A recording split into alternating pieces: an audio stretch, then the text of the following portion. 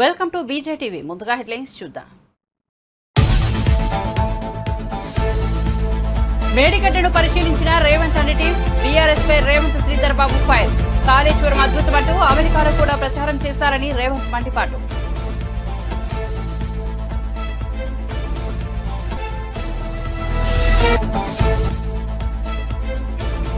వైసీపీలో మరో wicket down. మాగుంటకు MP ticket ఇచ్చేందుకు వైసీపీ హైకమాండ్ నిరాకరణ. టీడీపీలో చేరేందుకు రెడీ అవుతున్న మాగుంట ఢిల్లీ నుంచి నేరుగా హైదరాబాద్ చేరుకున్న ఎంపీ.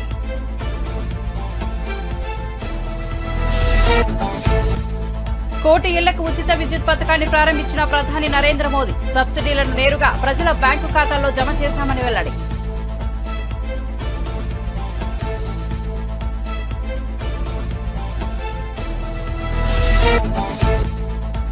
పాలకొండలో శంఖారావం సభ. హాజరైన నారా లోకేష్. సీఎం జగన్ పై విమర్శనాస్త్రాలు.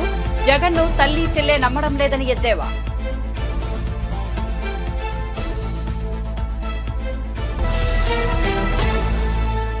ఇక వార్త వివరాల్లోకి వెళ్తే మేడిగడ్డ బ్యారేజీని ముఖ్యమంత్రి రేవంత్ రెడ్డి, మంత్రులు, ఎమ్మెల్యేలు, ఎమ్మెల్సీలు పరిశీలించారు. తొలుత బ్యారేజీపై నుంచి కుంగిన పిల్లర్లను వీరు పరిశీలించారు. ఈ సందర్భంగా బ్యారేజీ దిగువ భాగంలో కుంగిన పిల్లర్ల వద్ద ఏం జరిగిందో అధికారులను అడిగి సీఎం తెలుసుకున్నారు.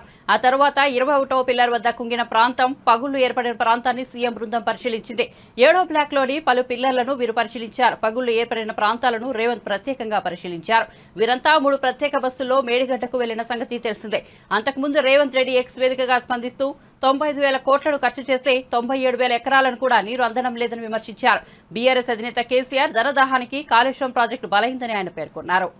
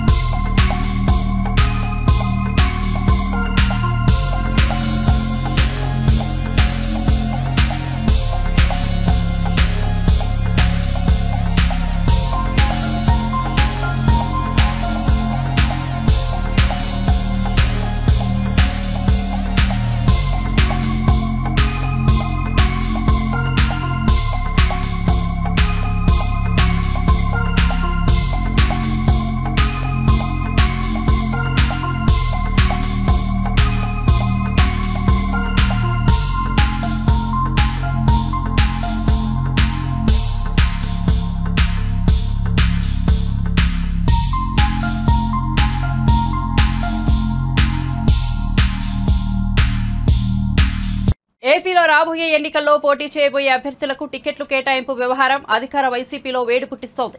ఇప్పటికే పలువురు సిట్టింగ్ ఎమ్మెల్యేలకు సీటు లేదంటూ పార్టీ నాయకత్వం స్పష్టంగా చెప్పేసింది. టికెట్ రాదనే క్లారిటీ వచ్చిన నేతలు పక్క పార్టీల వైపు చూస్తున్నారు. ఒంగోలు ఎంపీ మాగుంట శ్రీనివాసులరెడ్డికి ఈసారి టికెట్ దక్కకపోవచ్చనే విషయం స్పష్టంగా తెలుస్తోంది. ఢిల్లీ పర్యటనలో మాగుంటను జగన్ కనీసం పలకరించకపోవడం దీనికి నిదర్శనం. ఈ నేపథ్యంలో మాగుంట శ్రీనివాసులరెడ్డి టీడీపీలో చేరబోతున్నారనే ప్రచారం జరుగుతోంది. హైదరాబాద్ లో టీడీపీ అధినేత చంద్రబాబుతో మాగుంట భేటీ అవుతున్నట్టు సమాచారం. పార్లమెంటు సమావేశాలు ముగిసిన అనంతరం ఢిల్లీ నుంచి మాగుంట నేరుగా హైదరాబాద్ చేరుకున్నారు. చంద్రబాబుతో చర్చల సందర్భంగా టీడీపీ సీటుపై హామీ వచ్చిన తర్వాత ఆ పార్టీలో చేరే విషయాన్ని మాగుంట ఒంగోలులో అధికారికంగా ప్రకటిస్తారు. టీడీపీ జాతీయ ప్రధాన కార్యదర్శి నారా లోకేష్ ఉమ్మడి శ్రీకాకుళం జిల్లాలో శంఖారావం యాత్ర కొనసాగిస్తున్నారు. శంఖారావం యాత్రకు 3 రోజులు కాగా పాల్గొన్న నియోజకవర్గంలో ఏర్పాటు చేసిన సభకు లోకేష్ హాజరయ్యారు. ఇటీవల విడుదలైన యాత్ర 2 చిత్రాన్ని తన ప్రసంగంలో ప్రస్తావించారు. కోట్ల రూపాయలు ఖర్చు పెట్టి యాత్ర 2 సినిమా తీశారని అన్నారు. వైసీపీ నేతలకు టికెట్లు ఇచ్చి ఆ సినిమా చూడాలని అడుక్కునే పరిస్థితి వచ్చిందని ఎద్దేవా చేశారు. వైసీపీకి అంతిమయాత్ర మొదలైందని లోకేష్ స్పష్టం చేశారు. ఇక జగన్ కు రంగుల బొమ్మలంటే చాలా ఇష్టమని, టీడీపీ హయాం నాటి భవనాలకు రంగులేసుకుని గొప్పలు చెప్పుకుంటున్నారని విమర్శించారు. మీ బిడ్డను అంటూ జగన్ పదే పదే ఎందుకు చెప్పుకుంటున్నాడో ఇప్పుడు నాకు అర్థమైంది. మీ బిడ్డను కాబట్టి మీ భూములు నాకే ఇవ్వండి అని చెబుతారంటూ లోకేష్ వ్యంగ్యం ప్రదర్శించారు. నాయకులు పార్టీ వీడి వెళ్ళినా తెలుగుదేశం పార్టీకి అండగా నిలబడింది తెలుగుదేశం పార్టీ కార్యకర్తలు. అన్న విశ్వవిఖ్యాత నట సార్వభౌమ స్వర్గీయ శ్రీ నందమూరి తారక రామారావు గారు ఏ ముహూర్తంలో పార్టీ స్థాపించారో తెలియదు కానీ ఆ పసుపు జెండా చూస్తేనే మనకు ఒక నూతన ఉత్సాహం, ఒక ఉత్తేజం, మనకు ఒక భరోసా. వైకాపా నాయకులకి బూమ్ బూమ్ కావాలి, ప్రెసిడెంట్ మెడల్ కావాలి, ఆంధ్ర గోల్డ్ కావాలి, అప్పుడే వాళ్ళ బండి కదులుతుంది. కానీ మనకి ఒక చంద్రబాబు నాయుడు గారు పిలుపు వస్తే పరిగెత్తే సత్తా ఉంది. భారతదేశంలోనే కార్యకర్తల పార్టీ అంటే గుర్తొచ్చే పార్టీ తెలుగుదేశం పార్టీ. అందుకే ఆనాడు 2014లో కార్యకర్తల కోసం ఒక కార్యకర్తల సంక్షేమ నిధి ఏర్పాటు చేశాం. ప్రమాదంలో కార్యకర్తలు చనిపోతే ఆ కుటుంబాలకి 2 లక్షల రూపాయలు ఇచ్చి ఆదుకున్న పార్టీ తెలుగుదేశం పార్టీ. ఇప్పటికి దాదాపు 100 కోట్ల రూపాయలు కార్యకర్తల కోసం ఖర్చు పెట్టిన పార్టీ తెలుగుదేశం పార్టీ. అంతెందుకు, ఒకవేళ ప్రమాదంలో మనం చనిపోతే మన బిడ్డల్ని చదివిస్తుంది నా తల్లి భువనేశ్వరి అమ్మ. అది కార్యకర్తల పట్ల మా కుటుంబానికి ఉన్న చిత్తశుద్ధి అని ఈ సభాముఖంగా నేను మీకు తెలుపుతున్నా. గత 4 సంవత్సరాలు 10 నెలలుగా మన పైన అనేక కేసులు పెట్టారు. నా పైన కూడా 22 కేసులు పెట్టారు. నా పైన SC ST కేసు పెట్టారు. నా పైన అటెంప్ట్ మర్డర్ కేసు పెట్టారు. ఈ రోజు కూడా కోర్టుకు వెళ్ళి లోకేష్ ఎర్ర బుక్ పట్టుకుని తిరుగుతున్నాడు, లోకేష్ పైన నాన్ బెయిలబుల్ వారెంట్ ఇష్యూ చేయమని ఈ ప్రభుత్వం వెళ్ళింది. వాళ్ళందరికి నేను ఒకటే చెప్తున్నా, ఈ లోకేష్ తగ్గేదే లేదు. నేను ఏనాడు తప్పు చేయలేదు. నేను మంత్రిగా నీతి నిజాయితీగా బతికాను. మీరెన్ని దొంగ కేసులు పెడతారో పెట్టుకోపోండి, దేనికి నేను భయపడను. అరే బాములకే భయపడిన కుటుంబం మాది, నువ్వు పెట్టే పనికిమాల కేసులకి మేము భయపడతామా? ఇక్కడున్న కార్యకర్తలందరికీ ఒక ఆఫర్ ఇస్తున్నా. 2019 నుంచి 24 వరకు ఎవరైతే ఎక్కువ కేసులు పెట్టించుకున్నారో వాళ్ళకి అంత పెద్ద నామినేటెడ్ పోస్ట్ ఇచ్చే బాధ్యత నేను తీసుకుంటున్నా.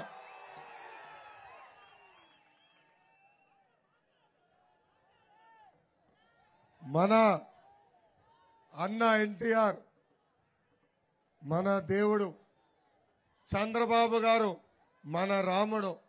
కానీ వైకాపా నాయకులకి ఈ లోకేష్ మూర్ఖుడు. వడ్డీతో సహా ప్రతిదీ చెల్లిస్తానని ఈ సభాముఖంగా నేను కార్యకర్తలందరికీ హామీ ఇస్తున్నా.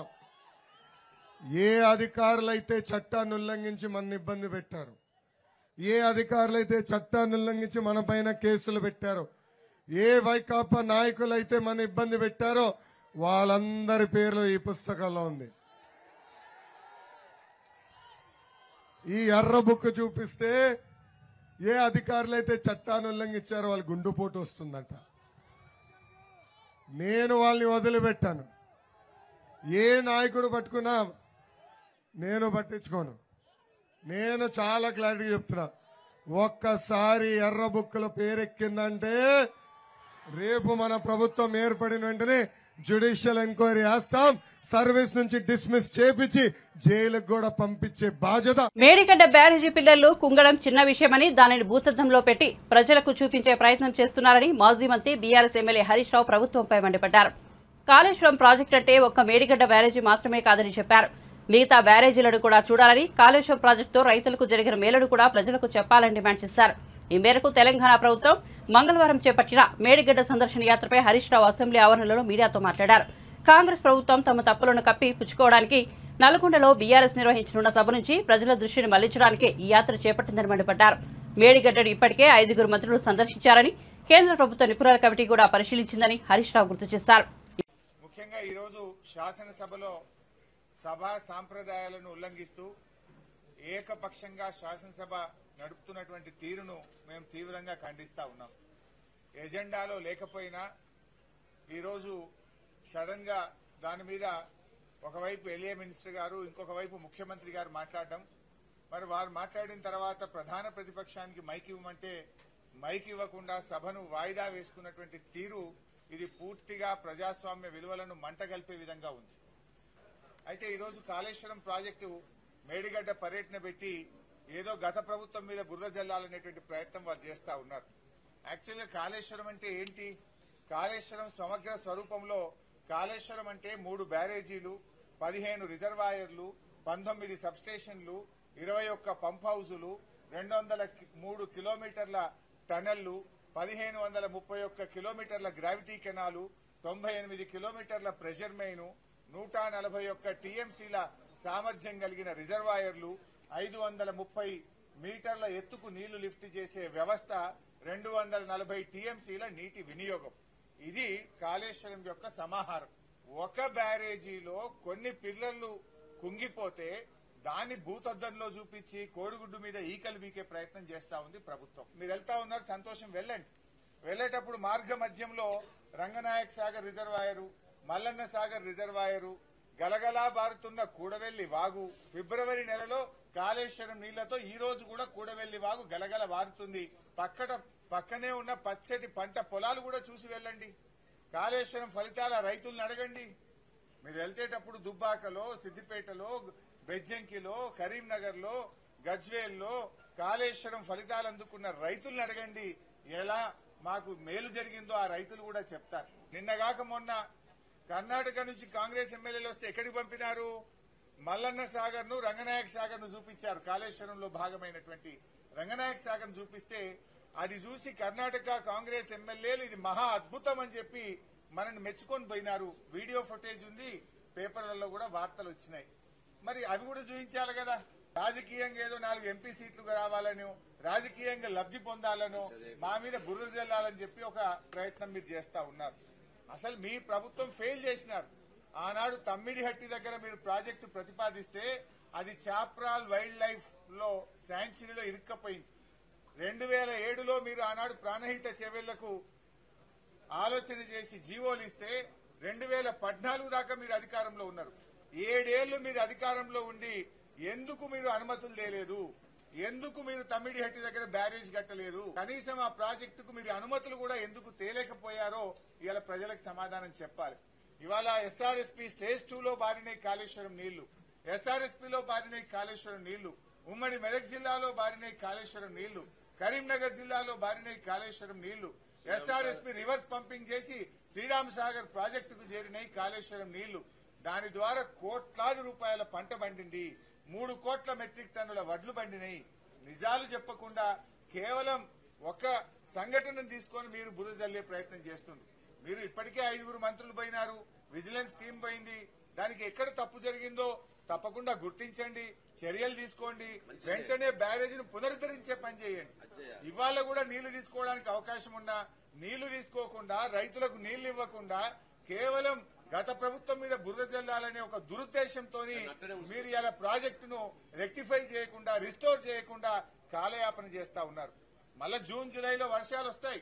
మీరు త్వరితగతిన నిర్ణయం తీసుకొని ఆ బ్యారేజ్ ను రెక్టిఫై చేసే ప్రయత్నం చేయండి. తప్పు జరిగినప్పుడు తప్పకుండా దాన్ని రెక్టిఫై చేయాలి. కానీ మీరు దాన్ని భూతద్దంలో పెట్టి రైతులకు నష్టం చేసే పని చేయొద్దు.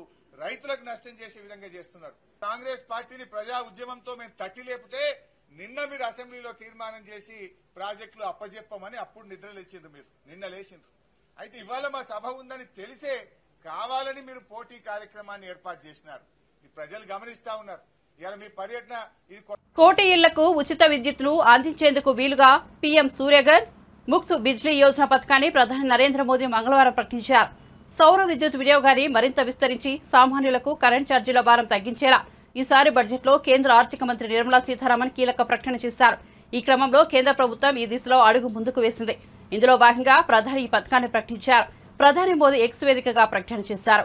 మరింత స్థిరమైన అభివృద్ధి, ప్రజల శ్రేయస్సు కోసం పీఎం సూర్యఘర్ ముఫ్త్ బిజ్లీ యోజన పథకాన్ని ప్రారంభిస్తున్నట్లు ప్రధాని మోదీ పేర్కొన్నారు. 75,000 కోట్ల పెట్టుబడితో తీసుకొస్తున్న ఈ ప్రాజెక్టుతో ప్రతి నెల 300 యూనిట్ల వరకు ఉచిత విద్యుత్ను అందించి కోటి కుటుంబాల్లో వెలుగులు నింపాలని లక్ష్యంగా పెట్టుకున్నట్లు చెప్పారు. దీని కింద అందించే సబ్సిడీలను నేరుగా ప్రజల బ్యాంకు ఖాతాల్లో జమ చేస్తామన్నారు. రూఫ్ టాప్ సోలార్ వ్యవస్థ ఏర్పాటును, బ్యాంకుల నుంచి భారీ రాయితీపై రుణాలు పొందవచ్చని తెలిపారు. ప్రజలపై ఎలాంటి వ్యయభారం ఉండదన్నారు. తనపై మాజీ మంత్రి అనిల్ కుమార్ యాదవ్ చేసిన వ్యాఖ్యలు ఆయన అజ్ఞానానికి నిదర్శనమని వైఎస్ఆర్సీపీ ఎమ్మెల్సీ జంగా కృష్ణమూర్తి అన్నారు. ఎవరి మెప్పు కోసమో తాను రాజకీయం చేయడం లేదని చెప్పారు. గుంటూరులో మీడియాతో ఆయన మాట్లాడారు. అనిల్ కుమార్ యాదవ్ గారు ఈ రోజున నా గురించి మాట్లాడటం జరిగింది. నా గురించి నీకు తెలుసో లేదా కానీ నా రాజకీయ జీవితం తెలిసిన పుస్తకం. సంపాదన కోసమో పదవుల కోసమో ఏదో విధంగా అరువులు చాల్చాల్సిన అవసరం లేదు. రాజకీయాలంటూ నాకు ఒక ఆలోచన విధానం ఉంది, నాకు ఒక వ్యక్తిత్వం ఉంది. మీరు మాట్లాడిన 4.5 సంవత్సరాల పాటు కూడా భజన చేస్తూ నేను ఎప్పుడు కూడా భజన చేసే సాంప్రదాయం, లేకపోతే ఒకప్పుడు పోవటం కానివ్వండి, అధికారం ఉన్నప్పుడు విర్రవేగటం కానివ్వండి, అధికారం లేనప్పుడు ఏదో విధంగా ఉండేటువంటి నైజం నాది కాదు. ఇప్పుడు కూడా ఏ విషయం మాట్లాడినప్పుడు కూడా దానికి సంబంధించినటువంటి ఒకళ్ళ పగడాలను లేకపోతే ఒకళ్ళని నిందించాలనే విషయం కాదు. సమాజానికి నా యొక్క ఉద్దేశాన్ని తెలియజేయటం నా బాధ్యత కాబట్టి చెప్పాల్సినటువంటి ఉద్దేశంతో నేను మాట్లాడటం జరిగింది. ఎవరికి పదవులు అనేకమైనటువంటి పదవులు ఇచ్చామని చెప్పేసి నేనేదో మాట్లాడుతున్నాను. నేను పదవులు ఇవ్వాలనే మాట మాట్లాడలేదు. నేను ఇప్పుడు ఎమ్మెల్సీనే, అదేవిధంగా శాస్త్ర మండలికి సంబంధించినటువంటి విప్పుని. పదవులు ఇవ్వాలనే మాటని ఎక్కడ కూడా మాట్లాడే పరిస్థితి నేను ఒకటే.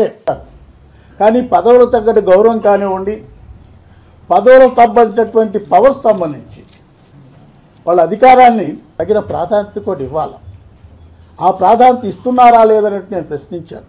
నేను ఈరోజు పదవుల కోసం ఎంపీ కోసం అంటున్నావు, ఎంపీ ఇస్తామనే పరిస్థితి మాట్లాడాను. ఎంపీల కోసం, ఎమ్మెల్యే కోసం, ఎమ్మెల్సీల కోసం, పదవుల్ని అధికారాన్ని చలాయించడం కోసమో నేను రాజకీయం చేయట్లేదు. నేను సర్పంచ్ అయినప్పుడు నువ్వు లాగులు కొట్టుకొని ఉంటావు బహుశా నాకు తెలిసినంత వరకు కూడా. 85 నేను సర్పంచ్, 85 నుంచి రాజకీయాలు నేను ట్రేడ్ యూనియన్కి పెట్టిన పరిస్థితి. ఆ నియోజకవర్గంలో 2 పర్యాలు గెలిచాను. ఇది రాష్ట్ర వ్యాప్తంగా కూడా అనేక మంది మాట్లాడుకునే మాటలు.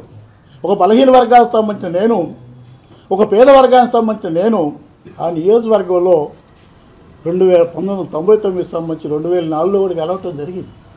2009 టికెట్ ఇవ్వలేదు. మీరు మాట్లాడుతున్నారు 2014లో ఓడిపోయాడు కాబట్టి 2019 సంబంధించి గెలిచే మనిషికి టికెట్ తీసుకుని ఇచ్చామని మాట్లాడుతున్నారు. ఒకవైపు నేను సంపాదన మూటలు సంపాదించుకున్న మాటలు ఎక్కడ? ఆస్తుల మీద మీ గవర్నమెంట్ ఉంది, ఇప్పుడు మీ గవర్నమెంటే మన గవర్నమెంటే ఉంది. ఎంక్వైరీ అయ్యేది ఆస్తుల మీద నా ఎన్ని ఆస్తులు ఉండో మీడియాకి బ్రహ్మాండంగా ఎంక్వైరీ చేసుకుంది. మేము సంపాదించింది ఎవరు? కేసీఆర్ చేసిన అభివృద్ధి రేవంత్ రెడ్డి ప్రభుత్వానికి కనిపించడం లేదని, తెలంగాణ ప్రజలకు వాస్తవాలు చెప్పాల్సిన బాధ్యత తమపై ఉందని కడియం శ్రీహరి అన్నారు. తెలంగాణ భవన్ నుంచి చలో నల్గొండ బహిరంగ సభకు బయలుదేరే ముందు ఆయన మీడియాతో మాట్లాడారు. తెలంగాణ నదీ జలాలపై కేంద్రం పెత్తనాన్ని బీఆర్ఎస్ ప్రభుత్వం గత 10 ఏళ్లుగా అడ్డుకుందని చెప్పారు. కానీ కొత్తగా అధికారంలోకి వచ్చిన కాంగ్రెస్ ప్రభుత్వం మాత్రం కేవలం 2 నెలల్లోనే కృష్ణా గోదావరి నదీ జలాల బోర్డులకు నదుల నిర్వహణను అప్పజెప్పిందని విమర్శించారు. తెలంగాణ రైతాంగం భవిష్యత్తుని అంధకారంలోకి నెట్టే ఈ నిర్ణయానికి వ్యతిరేకంగా తమ పార్టీ గలమెత్తిందన్నారు. భారత రాష్ట్ర సమితి పార్లమెంట్ సభ్యులు, శాసనసభ్యులు, శాసన మండలి సభ్యులు, పార్టీ నాయకులందరూ తెలంగాణ భవన్ నుంచి బయలుదేరి వెళ్తున్నాం. కృష్ణా రివర్ మేనేజ్మెంట్ బోర్డు పరిధిలోకి కృష్ణా నది పైన ఉన్న ప్రాజెక్టులన్నీ కనుక వెళ్లిపోతే తెలంగాణ ఎడారిగా మారే ప్రమాదం ఉన్నది. మంచినీటికి, సాగునీటికి, విద్యుత్ అవసరాలకు, విద్యుత్ ఉత్పత్తికి కూడా బోర్డు నడుపుకోవాల్సిన పరిస్థితి వస్తుంది. చిన్న చిన్న అవసరాలకు కూడా బోర్డును సంప్రదించి వాళ్ళ దయతో, వాళ్ళ అనుమతితో నీటిని తీసుకోవాల్సిన పరిస్థితి వస్తుంది. తద్వారా తెలంగాణ ఎడారిగా మారే ప్రమాదం ఉన్నది అని చెప్పి దాదాపు ఒక 10 రోజుల క్రితమే భారత రాష్ట్ర సమితి నిర్ణయం తీసుకుని కేసీఆర్ గారు నల్గొండలో బహిరంగ సభను ఏర్పాటు చేస్తే భయపడిపోయిన కాంగ్రెస్ ప్రభుత్వం నిన్నటికి నిన్న శాసనసభలో కృష్ణా రివర్ మేనేజ్మెంట్ బోర్డు మీద చర్చను పెట్టి ఏకగ్రీవ తీర్మానాన్ని ప్రవేశపెట్టి బహిరంగ సభను అడ్డుకోవడానికి ఇవాళ మేడిగడ్డకు కూడా యాత్రను ఏర్పాటు చేస్తున్నారు. కాంగ్రెస్ పార్టీ, కాంగ్రెస్ ప్రభుత్వం భారత రాష్ట్ర సమితి నల్గొండ సభకు భయపడిపోయే కేఆర్ఎంఈ పైన అసెంబ్లీలో ఏకగ్రీవ తీర్మానం పెట్టారు. ఇవాళ మేడిగడ్డకు కూడా ప్రయాణం చేస్తున్నారు. వాస్తవాలను ప్రజలు చెప్పడానికే, వాస్తవాలను రైతాంగానికి వివరించడానికే ఈరోజు మేమందరం నల్గొండకు వెళ్తున్నాం. గడిచిన 10 సంవత్సరాలుగా తెలంగాణ రాష్ట్రం ఏర్పడిన తర్వాత ఏపీ రీఆర్గనైజేషన్ యాక్ట్ లోనే కేఆర్ఎంబీ, జీఆర్ఎంబీలు ఉన్నా గత 10 సంవత్సరాలుగా తెలంగాణ ప్రాజెక్టులను కేఆర్ఎంబీకి, జీఆర్ఎంబీకి ఇవ్వకుండా అడ్డుకున్నాము. తెలంగాణ రైతాంగం యొక్క హక్కులను, తెలంగాణకు కృష్ణా నదీ జలాలపైన, గోదావరి నదీ జలాలపైన ఉన్న హక్కులను కాపాడుకునే ప్రయత్నం మనం చేశాం. అంతేకాకుండా చాలా స్పష్టంగా త్వరితగతిన కృష్ణా నదిపైన విజేష్ కుమార్ ట్రిబ్యునల్ తన తీర్పును వెలువరించాలని, తెలంగాణ వాటా ఎంతో తేల్చాలని చెప్పి గత 10 సంవత్సరాలుగా కూడా డిమాండ్ చేస్తూ వస్తున్నాం. కేంద్ర ప్రభుత్వం గాని, విజేష్ కుమార్ ట్రిబ్యునల్ గాని తీర్పు వెలువరించకపోవడం మూలాన దాన్ని జాప్యం చేస్తూ కేంద్ర ప్రభుత్వం కేఆర్ఎంబీని వాళ్ళ పరిధిలోకి, ఈ ప్రాజెక్టులన్నింటినీ కూడా కేఆర్ఎంబీ పరిధిలోకి తీసుకోవాలనే ప్రయత్నం చేయడం కూడా సరి అయింది కాదు. దీనికి సమ్మతి తెలిపిన కాంగ్రెస్ ప్రభుత్వం నల్గొండ సభను చూసి భయపడి నిన్నటి రోజున ఆగమేఘాలపైన అసెంబ్లీలో తీర్మానం చేసింది. అయినా ప్రజలకు వాస్తవాలు చెప్పాలనే ఉద్దేశంతోనే ఇవాళ బ్రహ్మాండమైన సభను నల్గొండలో ఏర్పాటు చేసినాం. కేసీఆర్ గారితో పాటుగా భారత రాష్ట్ర సమితి ప్రజాప్రతినిధులు, శ్రేణులందరూ కూడా నల్గొండకు తరలి వస్తున్నాయి. రైతులందరూ కూడా తరలి వస్తున్నారు. వాస్తవాలను ప్రజలకు వివరించి చెప్పి నదీ జలాలపైన తెలంగాణ హక్కులను కాపాడుకోవడానికి కేఆర్ఎంబీకి, జీఆర్ఎంబీకి తెలంగాణ ప్రాజెక్టులను అప్పగించవద్దని, త్వరితగతిన ట్రిబ్యునల్ తీర్పులు ఇవ్వాలనే డిమాండ్తోని జల ఉద్యమం ఈ రోజు ప్రారంభమైంది. రైతులపై జగన్ సర్కార్ అప్పుల భారం మోపిందని బీజేపీ ఏపీ అధ్యక్షురాలు పురంధేశ్వర ఆరోపించారు. విజయవాడలో బీజేపీ కిసాన్ మోర్చా ఆధ్వర్యంలో నిర్వహించిన రైతు గర్జన సభలో ఆమె పాల్గొని ప్రసంగించారు. ప్రజలకు గౌరవం ఇచ్చేది మోదీ ప్రభుత్వమేనని ఆమె పేర్కొన్నారు. రైతుల ఆత్మహత్యలపై జగన్ ప్రభుత్వం ఎందుకు స్పందించడం లేదని ప్రశ్నించారు. ఇవాళ సగటున ప్రతి రైతు కుటుంబం మీద కూడా 2.5 లక్షల అప్పు భారం ఉన్నది అని చెప్పి సర్వేలు వెల్లడిస్తున్నటువంటి విషయం. మరి రైతుల్ని ఆదుకోవడానికి పదే పదే మాది రైతు పక్షపాత ప్రభుత్వం అని చెప్పేటువంటి జగన్మోహన్ రెడ్డి గారు ఇవాళ రైతులకి సమాధానం చెప్పవలసినటువంటి అవసరం ఉంది. ప్రతి సంవత్సరం కూడా మీరు 1,70,000 కోట్లు వ్యవసాయ రంగం మీద మేము వెచ్చిస్తున్నామని చెప్పేటువంటి జగన్మోహన్ రెడ్డి గారు నిజంగా మీకు రైతుల పట్ల అంతటి అంకిత భావం ఉన్నట్లయితే, రైతుల పట్ల వ్యవసాయ క్షేత్రంపై మీకు ఆ రకమైనటువంటి గౌరవం ఉన్నట్లయితే, ఇవాళ ఇంతటి నైరాశ్యంలో రైతులందరూ కూడా ఎందుకు కూరుకుపోయారు అని చెప్పి మేము వేస్తున్నటువంటి ప్రశ్న. ఇవాళ ఉత్పత్తి ఎందుకు పతనం అవుతుంది అని చెప్పి మేము వేస్తున్నటువంటి ప్రశ్న. పశు సంవర్ధకం ఏదైతే ఉందో దానిలో 7% తగ్గిపోయింది ఆంధ్ర రాష్ట్రంలో అని చెప్పి సర్వేలు చెప్తున్నాయి, నివేదికలు చెప్తున్నాయి. అదేవిధంగా హార్టికల్చర్ ఏదైతే ఉందో దానిలో 6.3% ఉత్పాదకత తగ్గిపోయిందని చెప్పి నివేదికలు చెప్తున్నాయి. ఆక్వా రంగం ఏదైతే ఉందో మరీ దౌర్భాగ్యం 19% తగ్గిపోయిందని చెప్పి నివేదికలు చెప్తున్నాయి. మీరు మేనిఫెస్టోలో ఏమి వాగ్దానాలు చేశారు రైతులకి? మేము ప్రతి జిల్లాలో కూడా ఒక కోల్డ్ స్టోరేజ్ మేము నిర్మాణం చేస్తామని చెప్పి మేనిఫెస్టోలో వారు వాగ్దానం చేయడం జరిగింది. ఇవాళ ఎన్ని జిల్లాల్లో మీరు మరి కోల్డ్ స్టోరేజీలు కట్టారో ఇవాళ రైతులకి సమాధానం ఇవ్వాల్సినటువంటి బాధ్యత ఇవాళ జగన్మోహన్ రెడ్డి గారి మీద ఉంది. 3,000 కోట్లతోటి నేను ధర స్థిరీకరణ నిధిని నెలకొల్పుతానని చెప్పి ఆనాడు జగన్మోహన్ రెడ్డి గారు చెప్పారు. ఎన్ని వేల కోట్లు మీరు వెచ్చించారని చెప్పి ఇవాళ భారతీయ జనతా పార్టీ ప్రశ్నిస్తుంది. 4,000 కోట్లతోటి ప్రకృతి వైపరీత్యాల కోసం వాటి నివారణ కోసం నేను 4,000 కోట్లతోటి నేను నిధిని నెలకొల్పుతానని చెప్పి ఆనాడు మరి జగన్మోహన్ రెడ్డి గారు చెప్పారు. మరి మొన్న మనం చూసాం మిచాంగ్ సైక్లోన్ తుఫాన్ ఏదైతే వచ్చిందో కనీసం రైతుల దగ్గర నుండి ఏదైతే ధాన్యం తడిసిపోయిందో దాన్ని కూడా కొనలేని పరిస్థితిలో ఇవాళ రాష్ట్రం ఉన్నదంటే అంతకంటే దౌర్భాగ్యం ఇంకోటి ఉంటుందా అని చెప్పి ప్రశ్నిస్తున్నాం. నీటిపారుదల మీద ఏ రకమైనటువంటి శ్రద్ధ చూపించారని చెప్పి మేము వేస్తున్నటువంటి ప్రశ్న. చివరికి అన్నమయ్య ప్రాజెక్టులో మీ జిల్లాలో గేట్లు కొట్టుకుపోయి అక్కడ ఉన్నటువంటి ఊళ్ళు సైతం కొట్టుకుపోతే ఈనాటి వరకు కూడా మీరు వారికి కాంపెన్సేషన్ ఇవ్వలేదే. ఎవరి కన్నీళ్ళు మీరు తుడిచారు?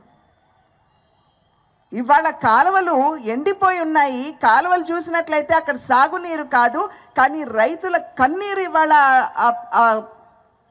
వాటింట్లో పారుతున్నటువంటి పరిస్థితి. అక్కడ నరేంద్ర మోడీ గారు బటన్ ఒత్తి డబ్బు రైతుల ఖాతాలోకి వేస్తూ ఉంటే జగన్మోహన్ రెడ్డి గారికి మరి అలవాటే కదా బటన్ ఒత్తి ఖాతాలో నుండి డబ్బు తీసేసుకోవటం. అది ప్రావిడెంట్ ఫండ్ అయినా సరే, ఈఎస్ఐ డబ్బులైనా సరే, పంచాయతీ నిధులైనా సరే, ఉపాధి హామీ పథకం కింద ఇచ్చినటువంటి నిధులైనా సరే అవన్నీ కూడా బటన్ ఒత్తేసి ఈయన తిరిగి తీసేసుకుంటారు. అందుకనే గ్రామీణాభివృద్ధి ఏ రకంగా కుంటుపడిపోయిందో మనందరం కూడా సజీవంగా చూస్తున్నాం. సింహాద్రి లక్ష్మీనరసింహస్వామిని ఎమ్మెల్సీ వరదు కళ్యాణితో కలిసి మంత్రి ఆర్కే రోజా దర్శించుకున్నారు. వీరికి ఆలయ అధికారులు స్వాగతం పలికారు. దర్శనానంతరం వేద పండితులు ఆశీర్వచనం చేసి స్వామివారి తీర్థ ప్రసాదాలను అందజేశారు.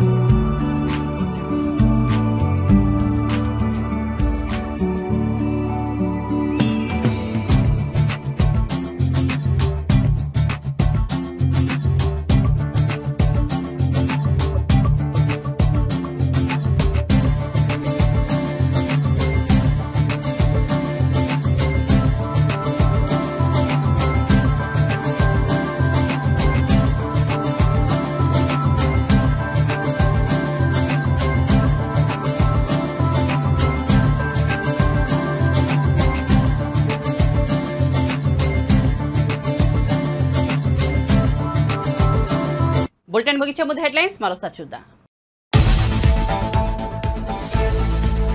మేడిగడ్డను పరిశీలించిన రేవంత్ రెడ్డి టీం. బీఆర్ఎస్ పై రేవంత్ శ్రీధర్ బాబు ఫైర్. కాళేశ్వరం అద్భుతమంటూ అమెరికాలో కూడా ప్రచారం చేశారని రేవంత్ మండిపాటు.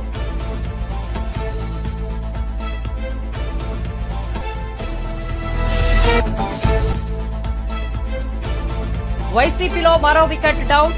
మాగుంటకు ఎంపీ టికెట్ ఇచ్చేందుకు వైసీపీ హైకమాండ్ నిరాకరణ. టీడీపీలో చేరేందుకు రెడీ అవుతున్న మాగుంట ఢిల్లీ నుంచి నేరుగా హైదరాబాద్ చేరుకున్న ఎంపీ.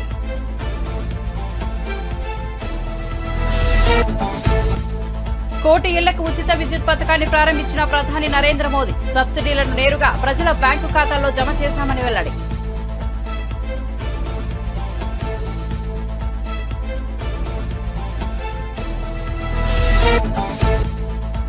పాలకొండలో శంఖారావం సభ. హాజరైన నారా లోకేష్. సీఎం జగన్ పై విమర్శనాస్త్రాలు. జగన్ ను తల్లి చెల్లె నమ్మడం లేదని ఎద్దేవా.